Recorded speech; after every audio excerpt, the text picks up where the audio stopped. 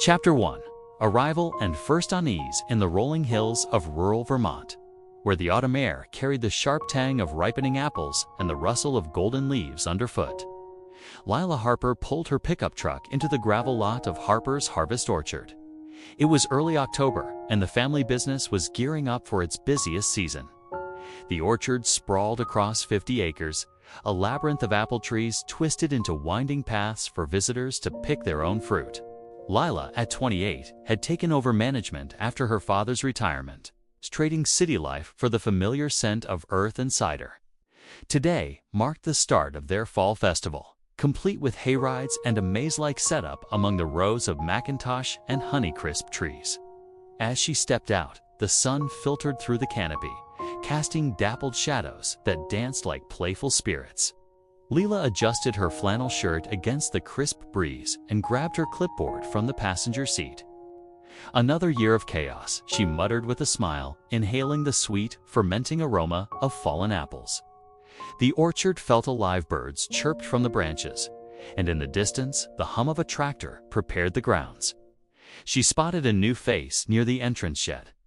Ben Torres, a lanky college student hired for seasonal help.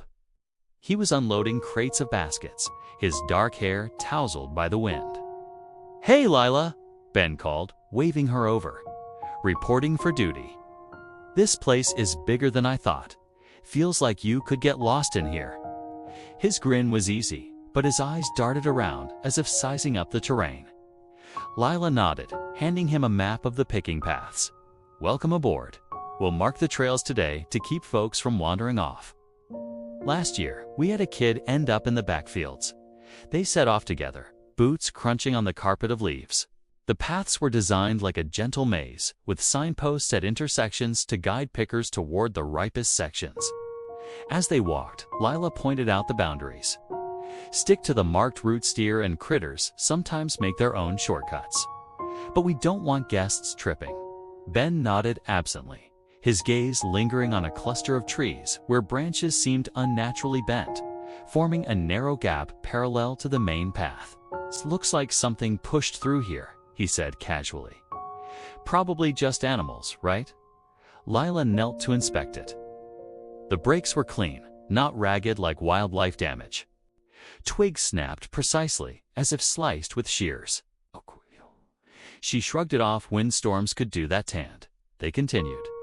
By afternoon, the sun hung lower, stretching shadows across the orchard like long fingers. Lila paused at a fork in the path to hammer in a stake. That's when she saw it. A flicker of movement in the distant rows. A tall silhouette, cloaked in a faded jacket, slipped between the trunks before vanishing into the foliage. Her heart skipped. Was it an early visitor?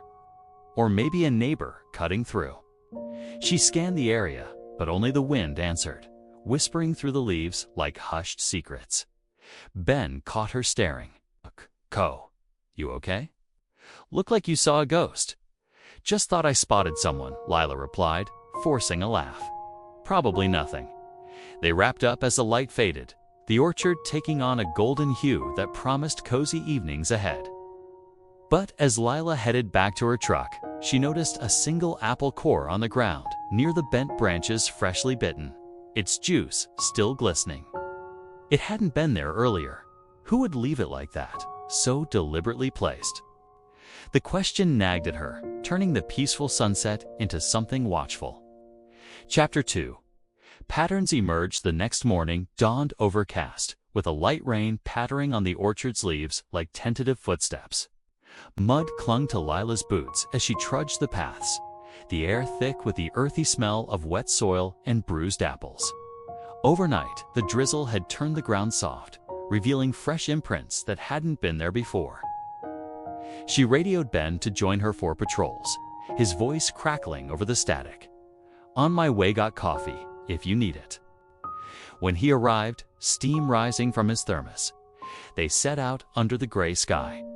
As they navigated the rows, Lila's mind wandered to the past. 2 years ago, an accident in the orchard had changed everything. A former employee, Victor Klein, had been injured when a ladder collapsed during pruning. Lila had been supervising, and though it was ruled an equipment failure, she carried the guilt like a hidden bruise. Victor had left town bitter, claiming the family cut corners. Shaking off the memory, she focused on the task. "Check for washouts," she told Ben. "Rain can erode the paths." Deeper in, they found it. Vines tied taut across a hidden trail, woven between tree trunks at ankle height like makeshift tripwires. "What the hell?" Lila muttered, kneeling to untie one. The knots were precise, not the work of wind or animals. Ben peered over her shoulder. "Kids messing around. Or maybe that figure you mentioned yesterday." His tone was light, but his eyes narrowed. Over the radio, other workers chimed in tools missing from the shed. A gate left ajar. Lila's unease grew. The orchard felt less like a haven and more like a puzzle with missing pieces. By afternoon, the rain cleared to a hazy sunlight, filtering through the branches in soft beams. Families began arriving, their laughter echoing as they filled baskets with fruit. Lila guided a group, but her attention kept drifting to the edges. There, in a shadowed grove, she glimpsed the figure again, taller this time, holding what looked like pruning shears, glinting in the light. He stood motionless, then melted back into the trees. "Did you see that?" she asked Ben, who was nearby stacking crates. He glanced up. "Nah, but if it's a prankster, we could set a trap string, some bells or something." Lila nodded, but doubt crept in. Why target her orchard? As the day wound down, she lingered after closing, the cider press humming in the distance like a distant heartbeat. Heading to her truck, she froze. The driver's side window was smeared with sticky apple pulp, shaped like a deliberate handprint, still fresh and dripping. Her pulse quickened to had been close enough to touch her vehicle.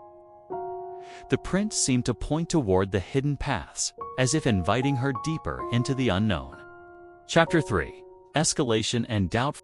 Fog rolled in at dawn, cloaking the Vermont orchard in a milky veil that muffled sounds and blurred the lines between trees. Lila arrived early, the damp chill seeping through her jacket as she installed cheap trail cameras on posts.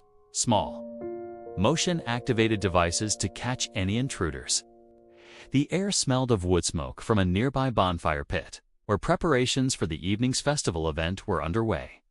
Dew clung to the apples like tiny jewels, but the beauty felt deceptive, hiding whatever lurked in the mist. Midday brought a bustle of families, their voices cutting through the haze as they wandered the paths. "Watch your step," Lila warned a young couple. Her mind elsewhere, reports trickled in, visitors feeling watched, shadows flitting just out of sight. She checked the cameras on her phone app. One clip showed a blurred man in a hooded jacket resetting path markers, his movements deliberate and unhurried. Who was he? Ben joined her for lunch by the bonfire, flames crackling and casting flickering lights on the surrounding trees. "That footage is creepy," he admitted, poking at the embers. "Reminds me of my uncle. He used to work orchards, had a grudge against bad bosses." Lila's fork paused midair. "Your uncle?" Ben shifted uncomfortably, revealing a new layer. He was Victor Klein's nephew. Here to earn money, but hiding the connection to avoid bias. Didn't want it to be weird, he said. "Uncle Vic's still sore about that accident, says it ruined his life." The confession hit Lila like a cold gust. Her guilt resurfaced, making her question everyone's motives. Was Ben an ally, or part of something sinister?